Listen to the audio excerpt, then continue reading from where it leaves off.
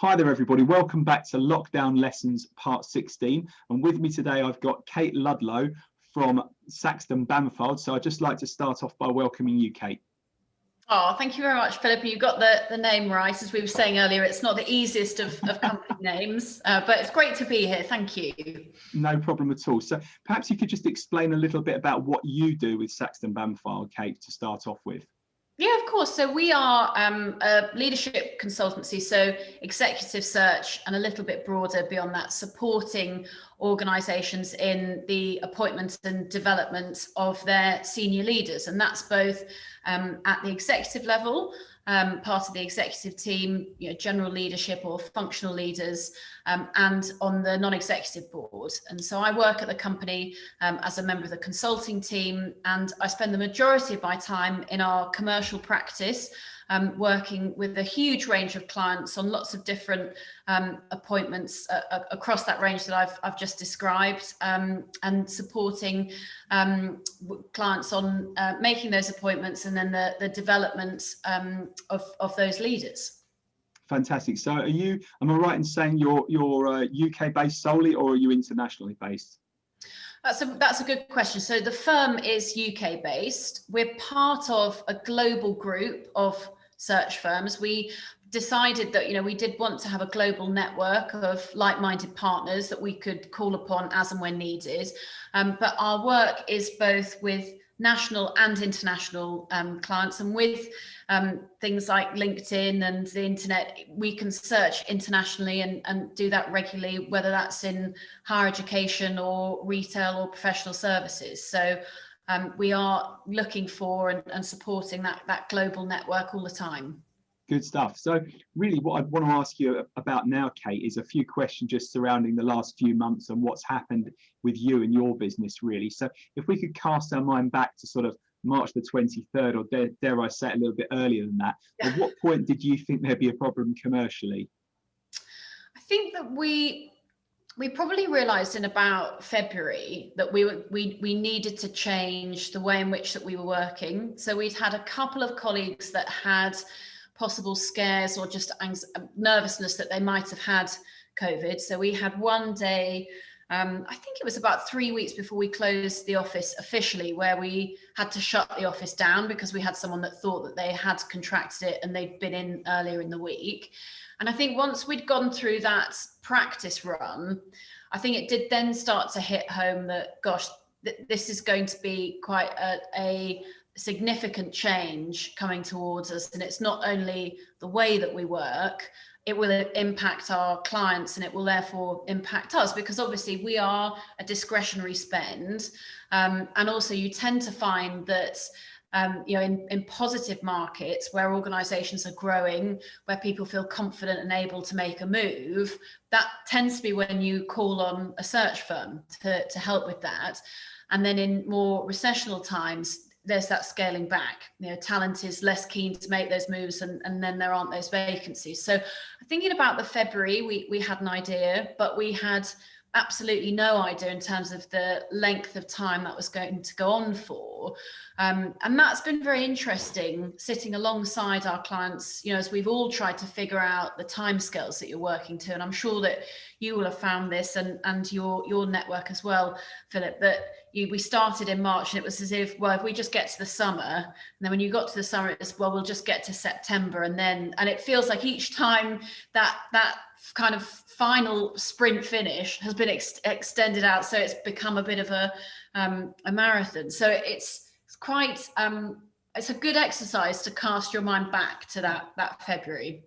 Definitely, and I think that you raised a really good point there, actually, about about how long this is going to go on for and how it's changed, and we live in a very, very adaptable situation. So I suppose, how have you actually managed to adapt during the time since lockdown began back in March the 23rd? So we were very lucky in that we had all of the tech that we needed to be able to switch overnight to working from home. We'd made that investment the previous year, and people made that switch very quickly. Now, there are obviously different teething problems for people at different levels in the organisation. I think for some of our younger members of staff, if they didn't have a single dedicated room, we've had to sort of think about that with them. So that transition was relatively easy. I think the slightly harder one initially was that question of, so much of the work that we do is about meeting people, making those connections with a client, building that relationship, meeting candidates and getting to know them and really testing them. And I think we all as human beings put a lot of emphasis on what it's like to meet someone in the flesh. So I think there was a big question, well, will our clients actually be able to continue with processes? And we saw in the March time that people really put the brakes on and said, well, we're just going to wait. And then it became very clear that that was not an option, that we would need to find a way of taking that forward. So while we could easily take it forward, it was about giving clients the confidence to make those appointments if you're not going to meet someone in person. And I think one of the funny things that I heard was that a client, they would ask people at the end of an interview, how tall are you?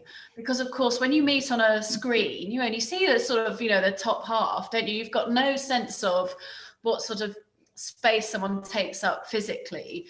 And we have, as we've seen different iterations of the lockdown and easing, we have had some clients that have said, oh, well, let's try and meet them in the final candidate preferred, in a park or go for a walk. But, amazingly, we have made, I think it's about 90 plus appointments now in lockdown. And wow, a number of those are with brand new clients. So it's quite that ability to adapt is amazing. I think if you'd said to me in January, this is where you're going to be, I'd have thought, well, I just don't see how that's going to be possible. But people just move forwards, don't they? Because you have to. They've got to, you're right. And it's not just a case, is it, of you adapting to the new world we live in, but it's a case of everybody adapting, and clients and applicants alike. Everybody needs to adapt, because otherwise, I think it was very interesting, the point you raised about everyone sort of freezing in March and April. Definitely what happened. I've seen that happen across a number of industries, really. And then after a while, people sort of accepted the situation we're in, and then they rolled up their sleeves and said, right, we've just got to live with this. This is something that's happening. How are we going to actually turn this to our advantage, or how are we going to make a go of things? And if we didn't have that inner resolve to actually move on with it, it was almost like a sort of a grieving process, if you like, wasn't it? You had to sort of go through three stages. Yeah, yes, exactly. Really, really fascinating. So what apart from the fact you've managed to place so many candidates during lockdown, what other wins have you seen along the way, Kate? I think we've definitely seen that there's been a change in how we work. And it depends often which sort of sectors you work in, but when you have a national client base, sometimes we have to do an awful lot of travel. Well, we've sort of lost that time. So I think there are some things that have made us more efficient in some ways. We used to do a lot of events for the different practices that we work in, bringing together particular functional leaders or general leaders. And of course, we can't do that in person, but what we've been able to do is to have webinars, to have events that are virtual, to have brilliant speakers sharing their experience and talking about how they've been responding to things. And that's no longer been restricted by geography. So people might previously have said, oh, well, I can't come to that dinner. It's not convenient for me to get. We have an office in Edinburgh, to Edinburgh or to London. But when you say, oh, well, it's online, you can do it from the comfort of your own home. That's been really, that's been a real positive. So I think the wins for us and the things that we are trying to hold on to is what are the advancements that we've made in our process, in our way of working, that we'll want to try and keep and hold on to going forwards, and to not lose sight of that. I agree, and I think that if we just went back, if lockdown sort of miraculously finished immediately, and we had to go back to the way we were working sort of beginning of 2020 and the tail end of 2019, there would be a few people that would say, well, hang on a minute, although we had a good moan during lockdown and we didn't love it, at the same time, there were things that actually happened that we enjoyed and we want to carry on with. So are there actually, that takes me on to the next question, I suppose. Is there anything you've actually started doing during lockdown that you actually think, well, actually, this is probably something we're going to continue with going forward to an extent? I think as a firm, we will see an increase in the number of days that colleagues will work from home. That, you know, we were 2 years ago, we had got rid of sort of core hours. We said, okay, we're not going to say it's 9 until 6. We're going to say, we employ really bright people who it's about the outputs that you have, and some people might want to switch that.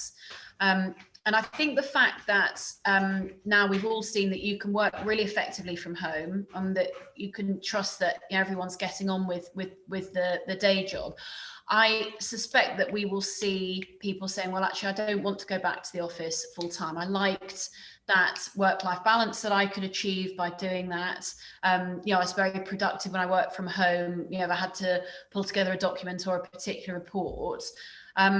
That said, that fundamentally the core of our business, at its essence, is people, about meeting candidates and clients. And I suspect that people will be very keen to return to that as and when it's safe to do so. And it will be interesting to see the different patterns that emerge in different sectors. And the changes that they've been through. But I would imagine that from a business perspective for us, there will be some questions around what's the office space that we need. What do we need to provide people to be able to do their job from home, that sort of thing.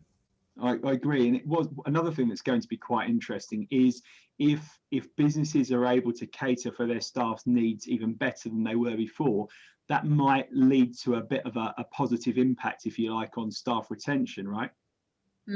Yes, yeah, exactly. And looking at people in the different points in their life, if they've got caring responsibilities, either older parents or young children, actually to be able to work from home and to be able to really structure your day around that will be, you'll be able to tap into an even greater diverse pool of talent there. You will, undoubtedly, I think. So in terms of what you've learned about yourself, I would say during lockdown, Kate, what would you say your number one learning's been for yourself, really? Well, I think positively that I've always known that I loved my job from a colleague point of view. We have a really unique culture at Saxton Bamford. It's very collegiate. It's very supportive. Your colleagues really do, get alongside you if you've got something that you need help with. So I have missed seeing colleagues, but I have realised that I do actually very pleasingly enjoy the content of my job. That the getting under the skin of an organisation, understanding what the particular challenge is, what they're hoping to achieve with a hire, and then taking that through, the whole way through. So that's been one bit that I think that's probably the most significant thing I've learned from a work point of view. From more of a personal point of view, I like more variety, and I think that is something that has been lacking a little in one way or another, but for very good reason. Fantastic. So when we're allowed out of lockdown again, hopefully in a week or so's time, what's the first thing you're going to be doing then, Kate? Gosh, well, in a week or so's time, it would be seeing family. But in the longer term, something I've really missed. I studied music at university, and before I got into the world of search, I thought that I might be a classical singer. So I do a lot of singing, and I sing in choirs. And normally at this time of year, we'd be thinking about Christmas carols and things. And sadly, that's just something we're not allowed to do. So that's something I can't wait to do, but I do recognise that won't be for a while.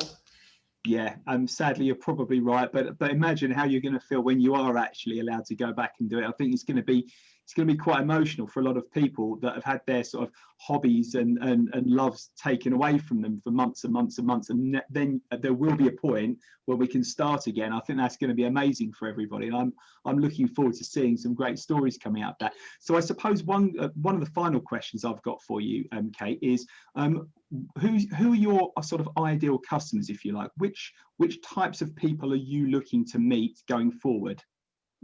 From a client point of view, there's sorts of organisations. Yeah. Well, I mean, it's in its broadest sense. For me, it tends to be values-led organisations within the private sector, and organisations that are, they have a particular challenge around a growth opportunity, or at a particular point of change or transition. And I think that what we'll see coming out of COVID is that's going to be just sort of the business as usual. That organisations, as we've seen for a long time, it takes a lot of energy and running even just to stay in the same place, without thinking about how you progress. So my ideal clients are organisations that are at a particular moment in time, and they're looking to make a hire, whether that's at on the non-executive board, or general management or functional leadership, to really help them to supercharge that particular requirement.